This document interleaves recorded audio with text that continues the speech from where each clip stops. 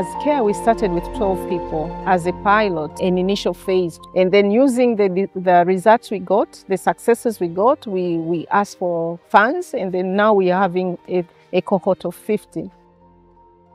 Katika mradi huu Mwanamke Initiative tumefanya kazi na CARE kuanzia mwanzo, wakati tulipokuwa tunaanza kuchagua vijana gani wanawake wenye sifa za kuingia kwenye huu mradi.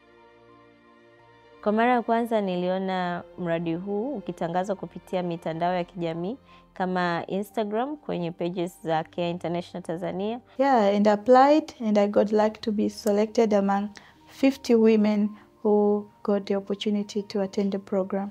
Nilipenda the component ya kuandika proposal, ni vitu ambavyo navifanya kila siku navipenda, kwa hiyo nikatuma na baadaye alhamdulillah nikajibiwa kwamba nimeenda next step. Baadaye nikaletewa majibu kwamba nimechaguliwa kwenye mradi, na it was a happiest day ile siku, nilifurahi sana kwa kweli. Kwa hiyo tumeanza nao toka mwanzo, tulivyokuwa tunachagua wale vijana 50, tukawapata, tukaanza kufanya hizo training, tukatafuta wale mentorship, na lengo kubwa ni kuwafundisha wanawake ili kuweza kujielewa, kujitambua na kuwa viongozi wazuri katika majukumu yao. Tulikutana wakati wa uzinduzi, lakini hatukujua nani unaenda kumfanyia mentorship. Kwa hiyo kitu kikubwa ambacho nilikifanya ilikuwa ni kuanza kuruhusu ili waone kwamba ni mchakato ambao utakuwa shirikishi. We would just use as much time as possible to listen, you know, and not preach, and not act like we know everything. So what we tried to create was a space for them to be able to speak as much as possible. And we didn't jump into, you know, big questions from the beginning, like, you know, what is your goal? What do you really want to achieve? And, you know, we just wanted actually them to reflect on who they are. Kwa hiyo the methodology was fun, we enjoyed, we laughed, lakini kumbe ilikuwa ina maana kubwa sana. Kwa hiyo mimi kuanzia kwa trainers, kuanzia kwa mentors na hata watu waliokuja kuzungumza na sisi kama dada Prudence, dada Anet, dada Alice na kuna dada yule wa MNE, walikuwa kila wanachokizungumza mimi nilikichukulia very serious, yani nilichukulia mambo personal na yakanisaidia, kwa sababu nilipotoka pale nikaanza na nimebadilika, yani timu yangu inaweza ikasema. Binafsi mimi naweza kusema emotional intelligence yangu mwanzo nilikuwa very low, kwani nilikuwa kitu kidogo tu kikini trigger na panic. I have to outsource my team uweze kunisaidia, hasa my program manager. Kwa upande wangu mimi watakuwa walipata masuala yanayohusiana na authentic leadership. Vipi ujitambue mwenyewe kama ni kiongozi, usafahamu kuna challenges zipi katika uongozi, watakiwa ufanye vipi wewe katika kuprovide pengine feedback, honest feedback kwa staff wako, ni kwa kiasi gani wewe unatakiwa pengine uwe resilient katika kazi zako, ni kwa kiasi gani una balance kazi pamoja na masuala ya nyumbani. Sasa nafikiri mambo kama haya tulikuwa tunayazungumza na tunashare pamoja na wao. Kwenye zile sessions za kwanza tuliona kama watatu walikuwa wako mstari wa mbele zaidi, wanauliza maswali, ukiuliza chochote wanakuwa wa kwanza.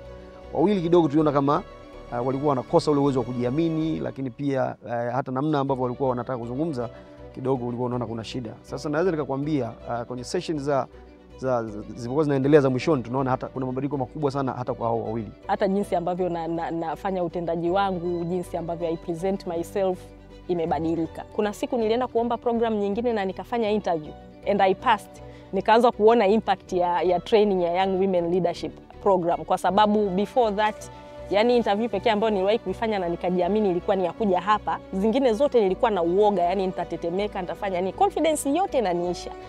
Ninaweza nikakwambia kabisa hao wawili wamebadilika sana. Naona confidence yao ya kuzungumza, ninaona namna ambavyo wanauliza maswali, ninaona namna ambavyo wameweza pia hata nao kuwa sehemu ya ushiriki wa hali ya juu sana kwenye session hii. Level yangu ya ujasiri imeendelea ku rise vikubwa sana, kwani sasa hivi nashirikishwa katika platforms mbalimbali. Mfano mwezi wa 4 nilishirikishwa kuwa mmoja wa wazungumzaji katika kusherehekea miaka 103 tangu kuzaliwa muasisi wa taifa letu Mwalimu Julius Kambarage Nyerere, ambayo tukio hilo lilihudhuriwa na makamu wa rais akiwa amesindikizwa na jaji mkuu. Kulikuwa kuna washiriki takriban 3000. Kwa ile kusimama katika watu wakubwa namna hiyo, lakini pia kwa wingi wao, naweza kusema ni moja ya matokeo ambayo nimeyapata kutoka kwenye program hii. Sasa hivi wanawake tumeamka na sehemu nyingi kubwa zinaongozwa na wanawake, na mfano mzuri ambao tunao sasa hivi, Rais wa Jamhuri ya Muungano wa Tanzania Mheshimiwa Samia Suluhu Hassan ni mwanamke. Kwa hiyo tunawajenga vijana ambao wadogo kuja kuwa viongozi wa baadaye. Nikiongelea binafsi, niliweza kuchukua fomu ya kugombea ubunge viti maalum kundi la watu wenye ulemavu Tanzania bara, na nashukuru Mwenyezi Mungu jina langu limerudi kati ya wale 9 watakaoenda kugombea. Naweza kusema ni matokeo ya mradi huu nimeweza pia kuchukua hii challenge na kwenda kugombea.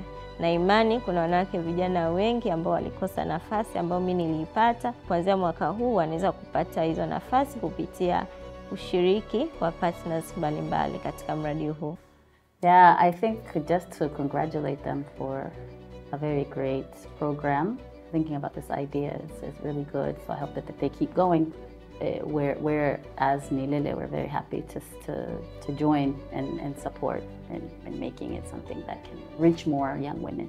Kwa hiyo tunawaalika wadau wengine kujumuika na sisi Mwanamke Initiative Foundation kuendesha huu mradi, tupate wanawake wengi ambao wana sifa za kuja kuwa viongozi.